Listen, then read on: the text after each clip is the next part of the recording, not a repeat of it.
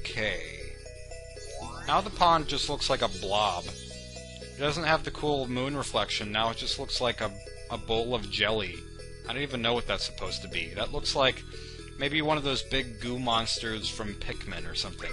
Which I'm not sure if I'm ever going to Let's Play Pikmin, because I'm really bad at it.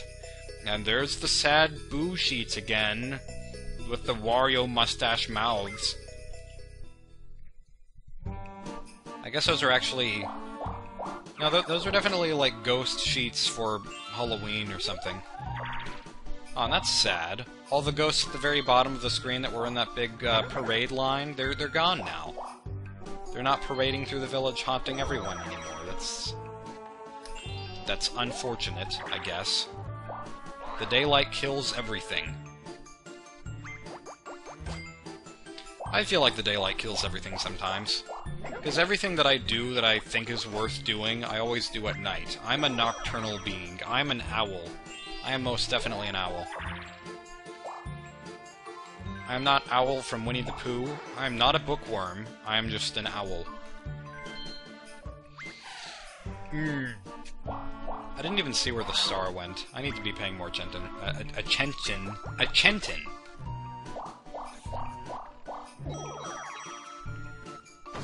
Yeah.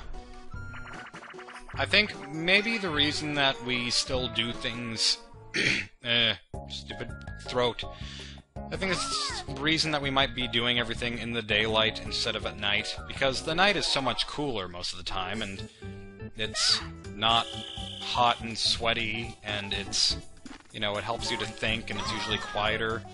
I don't know, I think maybe the reason that we don't do things like that is perhaps because people long ago had to use daylight to see, but, you know, now we have lights and everything, now we have street lamps lining all the roads and things like that, so there's really no point in having to do everything in the daylight anymore, but I guess it's just been habit for us, so... No, do it! Come on, I had that. I shot Peach. I shot Peach in the hair, and the wavy hair on that wooden plank. Please give that to me. I refuse that game. I know that I got that. Give me coins. Oh well. I don't even know what I'm saying. I never do. Okay, Koopa Bank. I'm banking on you helping me later. Wink, wink. I want to see the eyeball again. I want to see what he has to say. See what he has to say. I want to be his pupil. I want to learn everything that he has. I want to learn all of his knowledge. Professor Eyeball. First initial I, last name Ball. That would be a very unfortunate last name. I think we might have had a teacher named Mr. Ball. Am I right about that? I don't remember his last name. I think that sounds right, though, but not quite. Although it's something that could be interpreted many different ways. I just can't remember. Dizzy dancing is a good game to me. I like dizzy dancing, except I'm not dizzy. I don't like to be dizzy in real life because that kind of feeling just makes you sick, and then I want to throw up all over the ground, but now I don't because it's better to be in this video game. I am bad at making lyrics on the spot, but I'm better at jumping into musical notes. Which is clearly why I should play Banjo-Tooie. Except Banjo-Tooie completely nerfed the whole note setup. Nerfed is a great word. Nerfed. Nerfed. Nerfed backwards is defern, right? No. Defriend. That's not... that sounds stupid. Defriend, it's like unfriend. Except... nerfed.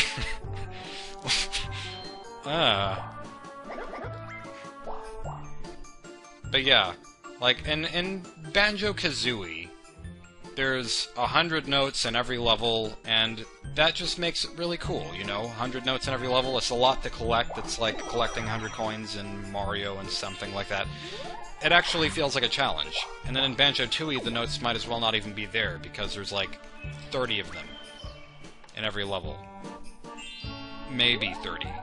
It's just like, it's ridiculous because every note gives you 5, and it's like they try to cover up the fact that there really aren't nearly as many notes in the game, but there's definitely... yeah. It's very obvious that there's like a third as many notes or less. Also, I like those bats. In the daytime there were crows on that tree next to the entrance, and then now there's bats. Also something that I discovered. Whenever I was looking through my collection of random stuff that I was moving over from one room to the next, I found Stella Luna, which is that children's book with the bat who wants to be like a bird. And apparently I got that book for my 5th birthday or something. I don't remember this at all, but yeah, there was a note inside that was like, hey, happy birthday, Jonathan. Every 5th or every 5-year-old should have a book like this, or every 5-year-old should have this book. So that was crazy. I just kept finding things that were really old in my closet. I also found 2 100-page comics that were in my closet, and one 60-page comic. The 60-page comic was about Zelda, one of the 100-page comics was about Pac-Man and a whole bunch of other crap. It was the most random thing ever. And unfortunately I can't find the last, like, 20 pages. There was actually, like, 130 pages in it, but I don't know where the last 20 went. And then the other one that was 100 pages was actually this really serious story that I wrote that was like stick figures and time travel and stuff. And it's full of exposition. It has exposition up the wazoo. It's nuts how much text there is. It almost has no action because of how much plot is revealed all the time. Because I had a whole timeline written out for it and everything. No, I can't go that way, stupid. Stop trying to walk into a wall, Yoshi, because this is your fault. Yeah, I kind of want to do what Nintendo Capri Sun did recently with his Koopa Kid videos, or his Koopa Kid video with the Koopa Kid comics. Whenever he just basically quickly read through, his Koopa Kid comics and explained what was going on in his head while writing it and stuff, and 24 coins, oh my goodness. That is a lot. Thankfully, I'm 2 stars ahead of everyone else, so I guess it doesn't matter too much. But I kind of want to do that with one of my comics, or maybe all of them. I don't know. Because I think they're worth showing. I just don't know how I would go about scanning them. Because I think we do have a scanner in the house somewhere. I'd like to have it in my room, because I'm really the only person who would ever use it in the house. But I don't know if they would come out well, because I drew all of my comics in pencil, not pen. So, yeah, we'll just have to see how that goes.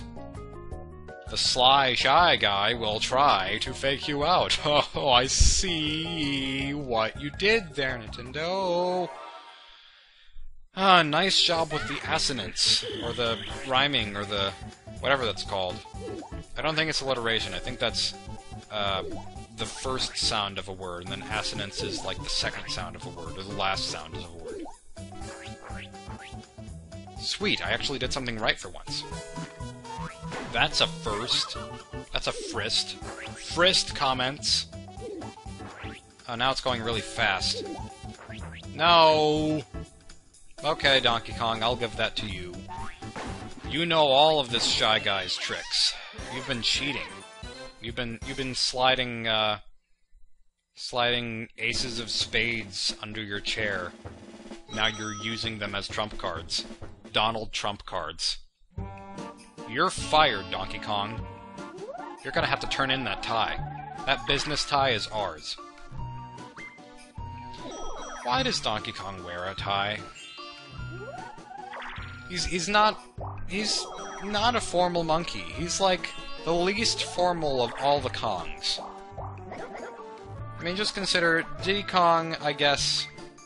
You know, Diddy Kong's like, he's like hang loose all the time, not quite as much as Funky Kong, but, you know, he has I would consider him to have many more manners than Donkey Kong has. Donkey Kong just throws barrels at poor plumbers who aren't plumbers yet because they're carpenters in the olden days in the city of Brooklyn.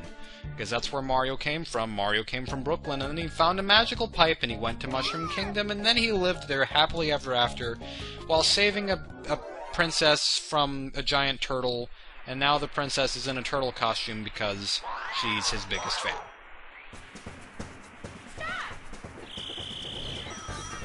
This minigame never works. It doesn't matter what side you're on, it never works. I really wish you could jump while you're in the sand. But I guess if you were in a real sand pit like this, if you're really in quicksand, then jumping wouldn't help, it would actually make things worse. But I don't think we're really in any danger of sinking into the sand, unless we're being really stupid, and we're like, ooh, money! Ooh, a scratch and sniff sticker at the bottom of a lake! I want to see that! Yeah, way to go, Peach. You got too much money. Give it back. You could be donating that money to the poor, Peach. Just like my dream last night. My dream last night was so weird. I already explained this on Formspring, but it bears repeating, because it was so weird. Basically, my friend, I mean, he's probably going to be watching this, which is a weird thing. My friend Zach from school was in the dream. Also Ecoraptor and JonTron, and a whole bunch, like 100 random people that nobody knew were also in the dream. I think most of them were girls for some reason. And we were all on this giant wooden ship. Like, not quite a cruise ship because it was made of wood. It was like an old-time pirate ship, except... Or no, I think the better way to describe it, it was like Noah's Ark or something. That's basically what it was. It was like a big hotel and all of it was indoors. And basically we were on this ship, this gigantic ship, sailing around the ocean, going to random islands and hiking through forests for some charitable cause. I don't even know what the charity was, but I think we were also selling Super Nintendo games, of which we had hundreds, maybe thousands, on the ship. So, yeah. And I think they were all really obscure Super Nintendo games, too. Like, games that I'd never heard of. I don't know what any of them were, so because I'd never heard of them. They were just really obscure games. Yeah, so... I've been having really weird dreams lately. I don't even know why. Maybe it's partly because I also just got a phone. I'm not going to tell anyone my phone number, no. But I did just get a phone, and because it's a T-Mobile phone and has games on it, I play games like Flow. Flow is one of the games on there, and it's just... If you don't know what that is, it's a game where you connect color-coded dots together with lines and make sure none of the lines overlap. And, I guess... in the same way that Tetris Attack has inhabited my mind sometimes in my dreams, that has also inhabited my mind in my dreams sometimes. I've just thought, what are some more ways that I can make these lines not overlap? And it just makes me go nuts, and maybe that causes dreams to happen. I don't know. Then I also had another dream sort of recently. Well, I say sort of recently, it was still only like a week or two ago, which is pretty recently for me since I don't normally have dreams. Yeah, that was a dream where all the cast of My Little Pony, for whatever reason, I don't watch My Little Pony, so that made it extra weird. They were all wandering through a well, like, think Bottom of the Well in Ocarina of Time or something. Yeah, and then they just... like, every time the lights flickered in this well, because there were lots of dim lights in this well, one of them died, and they were like a bloody mess. Yeah, it was weird. And there was also some weird flat stone relic thing that caused the tides of the ocean to change. And I think it was supposed to be a Zelda game because it had Wind Waker-style graphics for the most part. I don't know what's been going on in my mind lately. But subconscious, what can you say? It's weird. I also remember seeing some Stan Lee program at some point, probably a few years ago. Like, Stan Lee was going around the world finding people who had special superpowers. Like, actual superpowers, real human powers. And it was things like someone could impersonate a whole bunch of instruments at once with their voice, and it was like ultimate beatboxing person. And then there was someone who could control their subconscious somehow.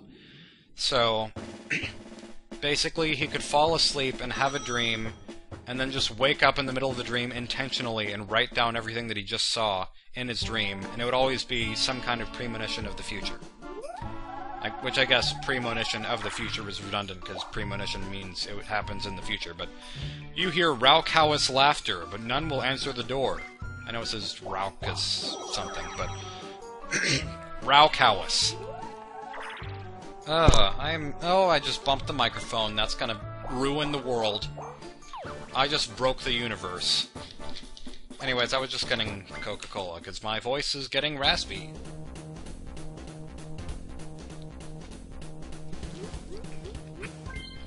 I just hiccuped. That's not good if that persists. No, I just hiccuped again. That was like a hiccup burp. That was weird. So, this game, consists of illegal drug producing with a wand. Yeah, that's not sketchy at all. This is really just a drug mixing game. That's all it is. And it creates hallucinations! Now, if Luigi really got a star from that, then I would just shoot him with a gun.